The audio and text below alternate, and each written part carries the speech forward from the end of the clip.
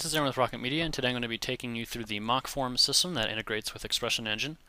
So to start out, we're going to have your URL/form, and once you type in the username and password that we provided, we can log in. And once we get in here, you can see that we already have some forms present. The first thing you're going to notice is that there's some icons associated with these forms. The first one is going to be entries. So there's a few things that happen when a user submits information to you. The first is going to be that the information is sent to you, the company, and it's going to have all of the information that you specified in the fields, and you're going to be able to review all that data. The second thing is that it's going to send an email to the user who submitted you the information just saying thank you for submitting information to us, we'll get back to you shortly, or something like that. And the third thing that is kind of behind the scenes is that this entry will be stored in this system here. So that if any time you lose an entry or anything like that, you can log into this system and recover it. So, and we do that by entering the first icon here. We'll just go ahead and click that. And you can see that we actually have one test entry already in here. And if you click the magnifying glass, then it's going to show us all the information that's associated with that entry. So we'll go back to the main page here. The second one is going to be edit form, which I'll cover in just a second, and that's where we go to edit a form, or add a form rather, and form fields and things like that. Edit CSS, that's colors and styles, which we already have set up for you, so you don't need to worry about that. Emails allows us to edit what emails the submitted information will go to. The embed code you don't have to worry about because it's already embedded into the site. And then view form just allows us to review the form that we've made. Duplicate duplicates the specific form, and then delete will delete it. So we're going to go actually and create one of our own forms for the test page that we created earlier. So we'll go ahead and create new form. And the first thing that we're going to want to do is add a title to it. So if we click Untitled Form, we can specify a title that we want to call this form.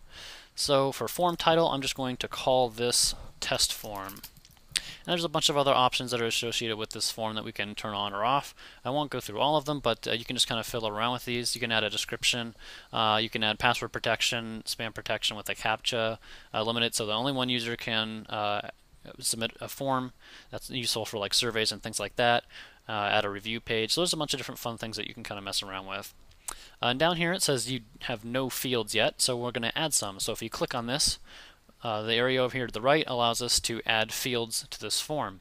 So if we click on something like name, it's going to add name fields over here on the left, or address, it's going to populate over here on the left as well, or email or phone number or anything like that. Anytime we click one of these, it's going to add the field over here to the left. Now if we want to change anything about any of these fields, we can simply click on them, and we are given a couple more options. So let's say we don't want to call it phone number, we want to call it mobile phone. So we just go ahead and click on this field, and then over here on the right it pops up with a bunch of different options that we can change. So instead of phone number, we're going to say mobile phone. And maybe we want to make that a required field so that they have to submit their phone number to us. We can click required. Maybe we don't want any duplicates to happen. There's a bunch of different fields that you can kind of mess around with in here to specify how you want this specific field to act. So once we're done adding all of the different fields that we want, we'll just go ahead and go down here on the bottom left to Save Form. And then it saves that form to the system.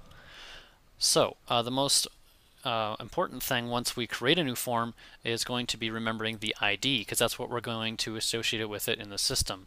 But before we hop right back into the system just yet, we're going to specify what emails we want this to go to.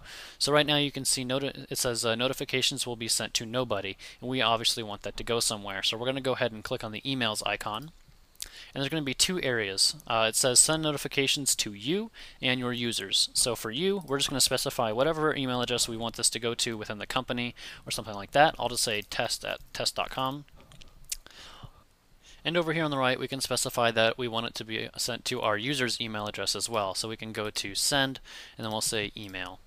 So once we're done, we can just click Save Changes, and then we can go back out here. And again, we'll remember that this is form ID 7, and then we'll hop over to Expression Engine. So once you log into Expression Engine, we're going to want to find what page we want to add this form to. So we're going to go up to Content, and then we're going to go down to Edit, because I know this page already exists. And then I'm going to go to the test page that I had created earlier.